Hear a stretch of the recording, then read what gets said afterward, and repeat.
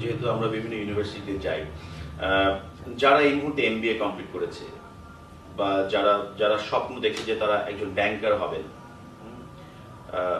তাদের কি করা উচিত আসলে, তাদের বা প্রস্তুতিটা কিভাবে নেওয়া উচিত?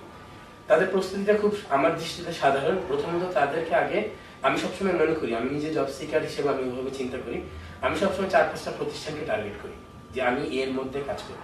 টার্গেট ছাড়া আসলে কোনো কিছু অ্যাচিভ করা যায় না, কারণ তা নাহলে দেখা যায় কি তারা পৃথিবীর সর্বত্র অ্যাপ্লাই করা শুরু করে দেয়। তারপর সেই টার্গেট অর্গানাইজেশন সম্পর্কে তারা এত রিসার্চ করবে যে দেখা যাবে কোনোদিন যদি ইন্টারভিউ ফেস করার সুযোগ হয়, ইন্টারভিউর যাতে মনে হয় যে এরা তো আমার অর্গানাইজেশন সম্পর্কে আমার চেয়ে বেশি জেনে গেছে। খুব সহজ, তাদের ওয়েবসাইটটা এবং একটা অ্যানুয়াল রিপোর্ট স্টাডি করে এটা অনেক কিছু জানা যায়। এটা হলো গিয়ে নো দ্য অর্গানাইজেশন। প্লাস তারপর বুঝতে হবে যে আমি নিজে কোন লেভেলের জন্য সুইটেবল। আমি কি এই ব্যাংকের কন্ট্রাকচার হবো, নাকি একটা অফিসার হবো, নাকি প্রফেশনাল অফিসার বা ম্যানেজমেন্ট হবো, দ্বিতীয় বিষয়।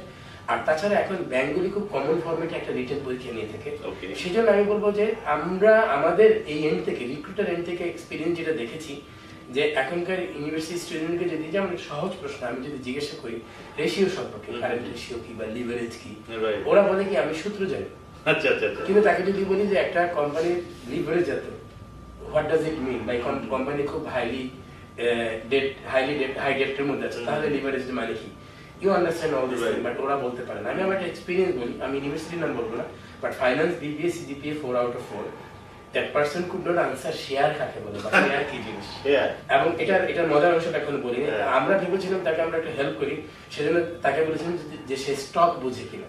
সে বলেছিল হ্যাঁ স্টক বুঝি, কোম্পানি মাল স্টক করে রাখে। সে স্টক বলতে বুঝেছিল ইনভেন্টরি। তো এই জন্যই বললাম যে তারা দোষ দিব কাকে?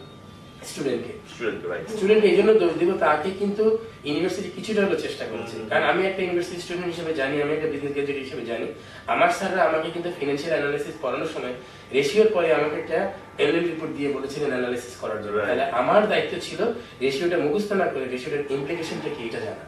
So that I mean always a hands on experience. So ওরা যদি ওদের নলেজের ইমপ্লিকেশনটা জানে, আমি আরো সহজ একটা এক্সাম্পল দিই ওদের জন্য, যেহেতু আমাদের ছাত্র ভাইরা দেখবে সবাই পিথাগোরাসের উপপাদ্য বুঝতে খুব কষ্ট পেয়েছিল, বাট তাদের অনেকেই মনে করতে পারবে যে তারা ব্যাডমিন্টন কোর্ট কাটার সময় পিথাগোরাসের উপপাদ্য ইউজ করেছে, যে লম্ব স্কয়ার প্লাস ভূমি স্কয়ার অতিভুজ স্কয়ার। সো আমি লার্নিং বলতে এটা বুঝি, লার্নিংটাকে যাতে আমি বাস্তবে কাজে লাগাতে পারি, তাহলে তারা ব্যাংকে না যে কোনো জায়গায়